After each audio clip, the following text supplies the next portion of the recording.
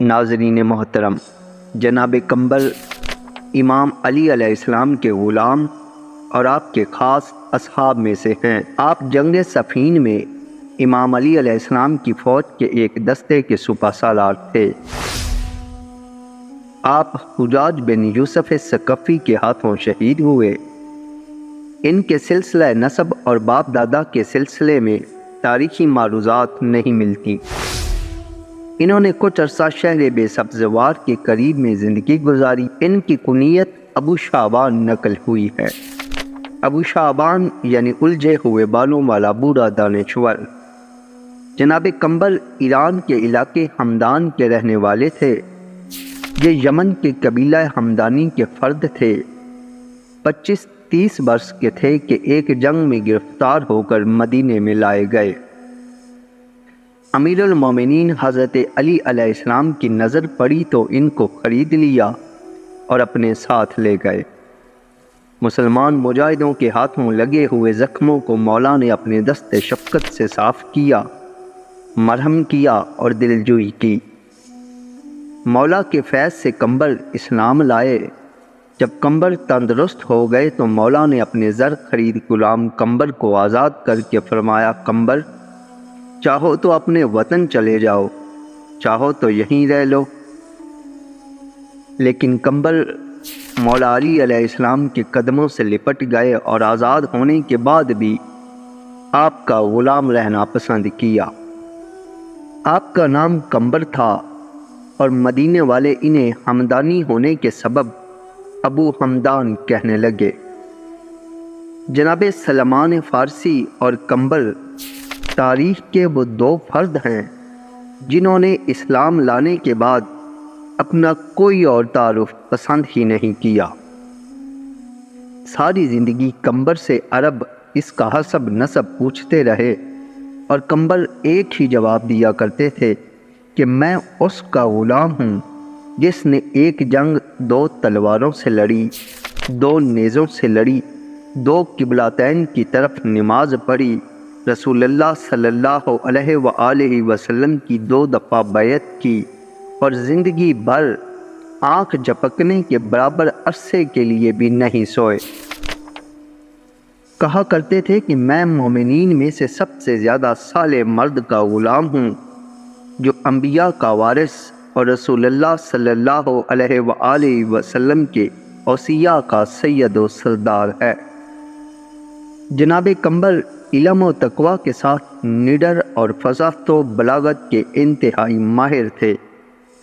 کیونکہ مولا علی علیہ السلام کے حقیقی غلام تھے، روایات میں آتا ہے کہ جب مولا علی علیہ السلام کبھی سوتے تو کمبر تلوار لے کر چپکے سے مولا کے سرہانے پہرا دینے لگتے۔ ایک دن مولا نے کہا، کمبر تم ایسا کیوں کرتے ہو؟ تو جناب کمبر نے کہا کہ اہل زمین سے آپ کی حفاظت کرتا ہوں۔ مولا نے فرمایا کہ کمبر جب تک اللہ کا امر نہ ہو ان میں سے کوئی میرے پر غالب نہیں آ سکتا۔ جناب کمبر امام علی علیہ السلام کے خاص صحابی، غلام اور دربان تھے۔ بالکل اسی طرح سے وہ امام حسن مجتبیٰ علیہ السلام کے دربان بھی تھے اور حضرت حسن مجتبیٰ علیہ السلام کے دربان بھی تھے اور حضرت حسین رضی اللہ تعالیٰ عنہ کے دربان بھی تھے۔ شیخ طوسی نے انہیں امام علی علیہ السلام کے اصحاب میں شمار کیا ہے۔ امام جعفر صادق علیہ السلام سے نقل ہوا ہے کہ جناب کمبر حضرت امام علی علیہ السلام سے بہت الفت و محبت رکھتے تھے۔ جب بھی حضرت رات میں گھر سے باہر نکلتے کمبر ان کی حفاظت کیا کرتے تھے بغیر اس کے کہ حضرت متوجہ ہوں۔ اسی طرح سے مولا علی علیہ السلام بھی ان کا بہت خیال رکھا کرتے تھے۔ ایک روز امام علی علیہ السلام نے 2 لباس خریدے۔ اس میں سے ایک کی قیمت 3 درہم اور دوسرے کی قیمت 2 درہم تھی۔ مولا علی علیہ السلام نے مہنگے والا کمبر کو عطا کر دیا۔ جناب عثمان رضی اللہ تعالیٰ عنہ کے خلاف ہونے والی بغاوت میں امام حسن علیہ السلام کے ساتھ ان کے دفاع میں زخمی ہوئے مولا علی علیہ السلام کے بہت زیادہ قریب سمجھے جاتے تھے۔ ایک دن حضرت علی علیہ السلام نے اپنی ایک زرہ اپنے ایک یہودی مرد کو پہنے ہوئے دیکھی۔ جب قاضی شورا نے آپ سے گواہ طلب کیے تو آپ نے امام حسن علیہ السلام اور جناب قمبر کو پیش کیا۔ اسی طرح ایک روز امام علی علیہ السلام نے قمبر کو حکم دیا کہ وہ ایک شخص پر حد جاری کرے۔ حضرت قمبر نے جذبات میں آ کر 3 کوڑوں سے زیادہ مار دیے تو مولا علی نے اس شخص کو حکم دیا کہ وہ قمبر کو 3 کوڑے مارے۔ اس طرح ایک شخص جناب قمبر سے بدتمیزی کی اور انہوں نے اس سے انتقام لینا چاہا تو امام علی علیہ السلام نے انہیں صبر کی تلقین کر کے فرمایا، قمبر صبر کرو اور جس نے تمہاری اہانت کی ہے اس کی توہین نہ کرو۔ مزید فرمایا کہ ٹھہرو اے قمبر، گالی دینے والے سے بے اعتنائی کرو اور اس کو اسی کی حالت پر چھوڑ دو تاکہ خدائے متعال کو خوش کر سکو اور شیطان کو غضبناک اور دشمن کو سزا دو۔ قسم اس خدا کی جو دانا کو شگافتہ کرنے والا اور بڑا مہربان اور غفور ہے۔ مومن حلم و بردباری سے زیادہ کسی اور چیز سے خدا کو راضی نہیں کرتا۔ ایک بار جناب قمبر نے بیت المال سے سونے اور چاندی کے جواہرات سے بھرے کچھ کیسوں کو چھپا دیا تاکہ حضرت اسے تقسیم نہ کر سکیں۔ جب بیت المال کی تقسیم کے بعد جناب قمبر نے امام علی علیہ السلام کو ان کے بارے میں بتایا تو آپ نے ان سے اس کی وجہ دریافت کی۔ قمبر نے کہا، اے امیر المومنین، آپ نے سب تقسیم کر دیا اور کچھ بھی اپنے لیے نہیں بچایا، میں نے انہیں آپ کے لیے بچا لیا ہے۔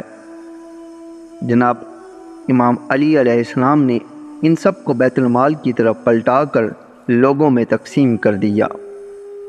واقعہ کربلا کے وقت آپ زندہ تھے، لیکن اس وقت آپ کو جیل میں قید کر دیا گیا تھا، اور امام حسین علیہ السلام اور ان کے باوفا اصحاب کی شہادت کے بعد جناب قمبر کو جیل سے رہا کیا گیا۔ اسی وجہ سے آپ کربلا کے معرکے میں شامل نہ ہو سکے۔ جناب قمبر کو حجاج بن یوسف ثقفی کے حکم پر قتل کیا گیا۔ البتہ ان کے قتل کی کیفیت کے سلسلے میں اختلاف ہے۔ ایک روایت میں ہے کہ ان کے قتل کی کیفیت اس طرح سے بیان ہوئی ہے کہ ایک دن حجاج بن یوسف ثقفی نے اپنے ساتھیوں سے کہا، میری خواہش ہے کہ میں علی کے اصحاب میں سے ایک کو پکڑوں اور اس کا خون بہا کر خدا کے قریب ہو جاؤں۔ درباریوں نے حضرت قمبر کا نام لیا اور حجاج کے حکم پر آپ کو طلب کیا گیا۔ جب جناب قمبر پہنچے تو حجاج نے آپ سے کہا، تم کون ہو؟ قمبر نے پھر اسی انداز میں اپنا تعارف کروایا اور اپنے آپ کو مولا علی علیہ السلام کا غلام بتایا۔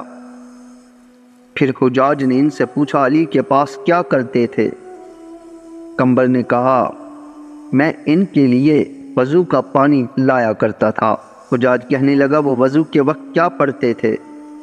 قمبر نے کہا، جب وہ وضو سے فارغ ہوتے تھے تو سورۃ الانعام کی 44ویں اور 45ویں آیت کی تلاوت فرمایا کرتے تھے۔ حجاج بولا، میرا خیال یہ ہے کہ وہ ان آیات کی تعویل ہمارے خلاف کیا کرتے تھے۔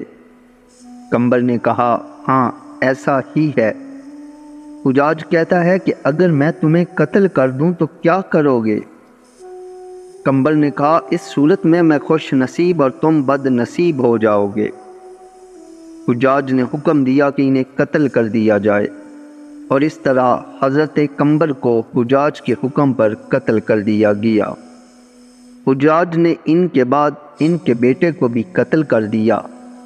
ان کے مزار کے بارے میں حمص یا کوفہ کا نام ذکر ہوا ہے۔ بغداد میں بھی ایک زیارت جناب قمبر سے منسوب ہے جس کا نام قمبر علی ہے۔ جو کسی نام کے بازار اور محلے میں رصافہ یعنی دریائے دجلہ کے مشرق کے علاقے میں واقع ہے۔